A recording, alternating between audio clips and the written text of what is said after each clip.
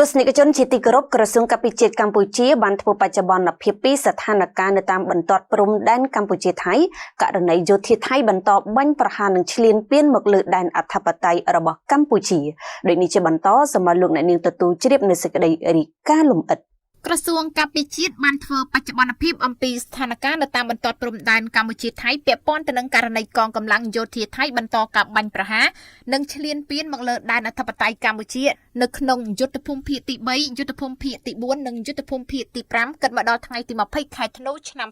2025ដែលជាថ្ងៃទី14ហើយភាគីថៃតែបន្តរំលោភបំពានទៅលើបទឈប់បាញ់និងសេចក្តីថ្លែងការណ៍រួមស្តីពីកិច្ចព្រមព្រៀងសន្តិភាពរវាងកម្ពុជានិងថៃដែលភាគីកម្ពុជានិងភាគីថៃបានចុះហត្ថលេខាកាលពីថ្ងៃទី26ខែតុលាឆ្នាំ2025ស្ថានភាពនៃអំពើគំរាមកំហែងនិងឈ្លានពានរបស់ភាគីថៃមកលើតំបន់មួយចំនួននៅក្នុងដែនអធិបតេយ្យកម្ពុជា1ស្ថានភាពជួរមុខនៅសមរភូមិទិសយុទ្ធភូមិភាគទី3នៅក្នុងភូមិសាស្ត្រខេត្តកោះកុងភាគីថៃបានបន្តការបាញ់ប្រហារមកលើកម្ពុជាគិតចាប់តាំងពីម៉ោង18:30នាទីល្ងាចថ្ងៃទី19ខែធ្នូឆ្នាំ2025រហូតដល់ម៉ោង8នាទីព្រឹកថ្ងៃទី20ខែធ្នូឆ្នាំ2025ម៉ោង18:30នាទីល្ងាចដល់ម៉ោង18:55នាទីល្ងាចយោធាថៃបានបាញ់កាំភ្លើងធំចេញពីនាវាចម្បាំងធ្លាក់ចូលទៅក្នុងទឹកប្រមាណជា20គ្រាប់នៅភូមិសាស្ត្រក្រោយសន្តាគារជាប់ច្រកព្រំដែនចាំយាមស្រុកមណ្ឌលសីមាខេត្តកោះកុងគិតមកដល់ម៉ោងនេះស្ថានភាពបានត្រឡប់មករកភាពស្ងប់ស្ងាត់ឡើងវិញហើយទី2ស្ថានភាពជួរមុខនៅសមរភូមិទិសយុទ្ធភូមិភាគទី4នៅក្នុងភូមិសាស្ត្រខេត្តឧត្តរមានជ័យនិងខេត្តព្រះវិហារភាគីថៃបានបន្តការបាញ់ប្រហារមកលើប្រទេសកម្ពុជាគិតចាប់តាំងពីម៉ោង17នាទីល្ងាចដល់ថ្ងៃទី19ខែធ្នូឆ្នាំ2025រហូតដល់ម៉ោង8នាទីព្រឹកថ្ងៃទី20ខែធ្នូឆ្នាំ2025ថ្ងៃទី19ខែធ្នូឆ្នាំ2025ម៉ោង19:30នាទីល្ងាចយោធាថៃបានប្រើប្រាស់កាំភ្លើងធំរថក្រោះអមដោយកម្លាំងថ្មើរជើងវាយប្រហារចូលភូមិសាស្ត្រភ្នំខ្មោចនិងបូស្បូវជាំតែម៉ោង22:58នាទីយប់កងទ័ពអាកាសរបស់ថៃបានបន្តការប្រើប្រាស់យន្តហោះចម្បាំង F16 ទម្លាក់គ្រាប់បែកចំនួន2គ្រាប់ផ្ដាច់ស្ពានអូជីកដែលជាហេដ្ឋារចនាសម្ព័ន្ធស៊ីវិលនិងមានប្រជាជនស៊ីវិលរស់នៅស្ថិតនៅក្នុងភូមិសាស្ត្ររវាងស្រុកចុងកាលខេត្តឧត្តរមានជ័យនិងព្រំប្រទល់ស្រុកស្រីស្នំខេត្តសៀមរាបថ្ងៃទី20ខែធ្នូឆ្នាំ2025ចាប់ពីម៉ោង4នាទីទៀបភ្លឺរហូតដល់ម៉ោង5:30នាទីទៀបភ្លឺយោធាថៃបន្តបាញ់ផ្លោងចូលភូមិសាស្ត្រប្រាសាទព្រះវិហាររហូតមកដល់ពេលនេះគឺមានសភាពស្ងប់ស្ងាត់ហើយចាប់តាំងពីម៉ោង4នាទីទៀបភ្លឺយោធាថៃបន្តបាញ់ផ្លោងចូលភូមិសាស្ត្រថ្មដូនរហូតមកដល់ពេលនេះចំពោះស្ថានភាពនៅក្នុងភូមិសាស្ត្រផ្សេងទៀតគឺមានសភាពស្ងប់ស្ងាត់ប៉ុន្តែកងកម្លាំងរបស់យើងបន្តតាមដានយ៉ាងយកចិត្តទុកដាក់និងប្រុងប្រយ័ត្នខ្ពស់ជានិច្ច3ស្ថានភាពជួរមុខនៅសមរភូមិទិសយុទ្ធភូមិភាគទី5នៅក្នុងភូមិសាស្ត្រខេត្តបន្ទាយមានជ័យនិងខេត្តពោធិ៍សាត់ភាគីថៃបានបន្តបាញ់ប្រហារមកលើប្រទេសកម្ពុជាគិតចាប់តាំងពីម៉ោង17នាទីល្ងាចដល់ថ្ងៃទី19ខែធ្នូឆ្នាំ2025រហូតមកដល់ម៉ោង8នាទីព្រឹកថ្ងៃទី20ខែធ្នូឆ្នាំ2025ថ្ងៃទី19ខែធ្នូឆ្នាំ2025ម៉ោង19:10នាទីព្រលប់យោធាថៃបានបាញ់ភ្លើងក្រហមលើភូមិសាស្ត្រភូមិព្រៃច័ន្ទម៉ោង19:50នាទីព្រលប់យោធាថៃបានបាញ់ផ្លោងចូលភូមិសាស្ត្រភូមិជោគជ័យថ្ងៃទី20ខែធ្នូឆ្នាំ2025ម៉ោង12:04នាទីរំលងអធ្រាត្រយោធាថៃបានបាញ់ផ្លោងចូលភូមិសាស្ត្របឹងត្រកួនម៉ោង4នាទីទៀបភ្លឺយោធាថៃបន្តប្រើប្រាស់កាំភ្លើងធំនិងរថក្រោះបាញ់នៅភូមិសាស្ត្របឹងត្រកួនម៉ោង4:02នាទីទៀបភ្លឺយោធាថៃបានបន្តបាញ់ប្រហារផ្លោងចូលភូមិសាស្ត្របឹងត្រកួនចាប់ពីម៉ោង5:48នាទីទៀបភ្លឺរហូតដល់ម៉ោង6:35នាទីភ្លឺយោធាថៃបានប្រើប្រាស់កាំភ្លើង75មីលីម៉ែត្រលើរថក្រោះដែកបាញ់បំបុកនៅភូមិសាស្ត្រអូភ្លុកដំរីចំពោះស្ថានភាពនៅក្នុងភូមិសាស្ត្រផ្សេងទៀតគឺមានសភាពស្ងប់ស្ងាត់ប៉ុន្តែកងកម្លាំងរបស់យើងបន្តតាមដានយ៉ាងយកចិត្តទុកដាក់និងប្រុងប្រយ័ត្នខ្ពស់ជានិច្ច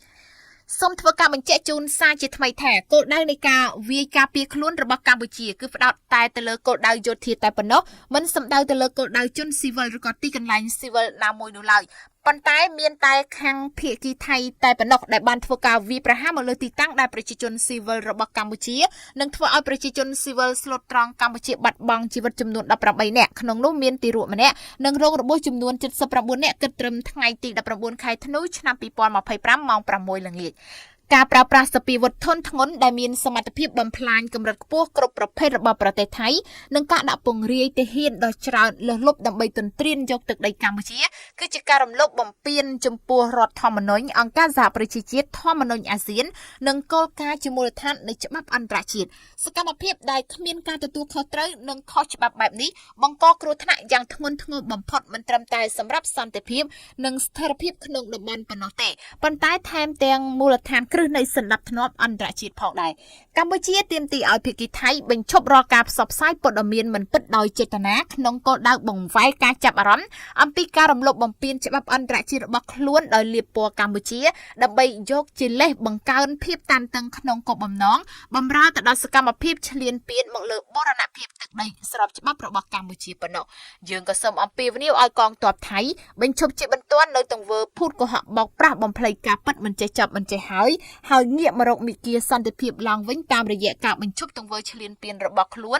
គោរពបទឈប់បាញ់ដែលខ្លួនបានបំពាននិងអនុវត្តឡើងវិញនូវសេចក្តីថ្លែងការណ៍រួមស្តីពីសន្តិភាពរវាងកម្ពុជានិងថៃកងទ័ពថៃត្រូវបង្ហាញអំពីភាពស្មោះត្រង់របស់ខ្លួនប្រកបទៅដោយតម្លាភាពនិងសុឆន្ទៈដោយស្ដែងចេញតាមរយៈទង្វើដែលមានការទទួលខុសត្រូវខ្ពស់និងគោរពច្បាប់អន្តរជាតិឲ្យបានម៉ឺងម៉ាត់មិនមែនតាមតែរយៈវោហារស័ព្ទនិងការភូតភរកុហកនោះទេក្នុងន័យនេះកម្ពុជាក៏សូមអំពាវនាវទៅដល់សហគមន៍អន្តរជាតិឲ្យថ្កោលទោសយ៉ាងម៉ឺងម៉ាត់ចំពោះការរំលោភបំពានសេចក្តីថ្លែងការណ៍រួមស្តីពីកិច្ចព្រមព្រៀងសន្តិភាពរវាងកម្ពុជានិងថៃនិងសកម្មភាពអ ுக ្រិតកម្មសង្គ្រាមខុសច្បាប់របស់ថៃម្ដងហើយម្ដងទៀតនេះដោយទាមទារឲ្យថៃទទួលខុសត្រូវទាំងស្រុងចំពោះការរំលោភបំពានដ៏កម្រោតកម្ពុជាអំពាវនាវឲ្យថៃបញ្ឈប់រាល់អរិយភាពជាបន្ទាន់ដោយដកកម្លាំងចេញពីដែនអធិបតេយ្យរបស់កម្ពុជានិងជៀសវាងសកម្មភាពឈ្លានពានដែលគំរាមកំហែងទៅដល់សន្តិភាពនិងស្ថិរភាពនៅក្នុងតំបន់កម្ពុជាបញ្ជាក់ជាថ្មីនៅការបដិញ្ញាចិត្តយ៉ាងខ្ជាប់ខ្ជួននៅក្នុងការគោរពនិងអនុវត្តតាមលក្ខខណ្ឌនៃបទឈប់បាញ់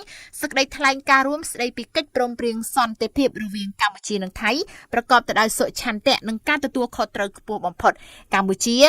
ប្រកាន់ខ្ជាប់នឹងការដោះស្រាយចំនួនដោយសន្តិវិធីស្របតាមច្បាប់អន្តរជាតិក៏ដូចជាសន្ធិសញ្ញាអនុសញ្ញានិងកិច្ចព្រមព្រៀងដែលមានស្រាប់សម្ដៅស្វែងរកដំណោះស្រាយមួយដែលយុត្តិធម៌ត្រឹមត្រូវយូរអង្វែងនិងស្របតាមច្បាប់អន្តរជាតិកម្ពុជាសង្ឃឹមផងដែរថាភាគីថៃនឹងគោរពនៅសេចក្តីថ្លែងការណ៍រួមស្តីពីកិច្ចព្រមព្រៀងសន្តិភាពដែលភាគីកម្ពុជានិងភាគីថៃបានចុះហត្ថលេខាកាលពីថ្ងៃទី26ខែតុលាឆ្នាំ2025ដោយកម្ពុជាដែរ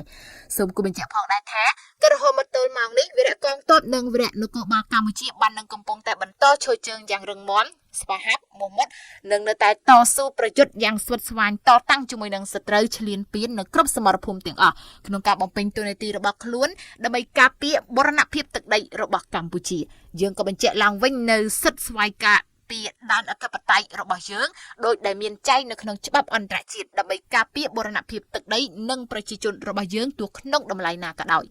សូមប្រជាពលរដ្ឋទាំងអស់បន្តជឿជាក់និងលើកទឹកចិត្តទៅដល់វីរៈកងទ័ពដ៏អង់អាចក្លាហានរបស់យើងដែលកំពុងតែប្រយុទ្ធតស៊ូយ៉ាងខ្លាំងក្លានៅគ្រប់សមរភូមិទាំងអស់រាជរដ្ឋាភិបាលកងទ័ពនិងប្រជាជនកម្ពុជាគ្រប់រូបរួបរวมគ្នាជាធ្លុងមួយនៅក្នុងការការពារទឹកដីសក្តីថ្លៃថ្នូរនិងអធិបតេយ្យភាពរបស់យើងដោយអង្គអាចក្លាហាននិងដោយមិនងាករេជាដាច់ខាតសម្រាប់ព័ត៌មានបន្ថែមស្តីពីស្ថានភាពជួរមុខក្រសួងការពារជាតិនិងមានការចេញផ្សាយក្នុងប្រព័ន្ធផ្សព្វផ្សាយផ្លូវការរបស់ក្រសួងការពារជាតិកម្ពុជានៅពេលបន្តទៀត